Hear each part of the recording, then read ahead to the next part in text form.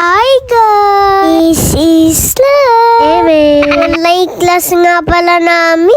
Antok nga ako niyan kasi napuyat ako kagabi. Punta nga pala kami sa McDo.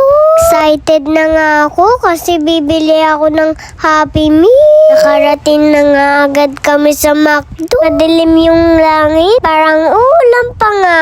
Pasok na nga kami dyan. Excited na talaga ako, no? Dito, tinuro ko na nga yung gusto kong kulay. Dami palang kulay. Pumili na ako ng gusto ko ng karakter.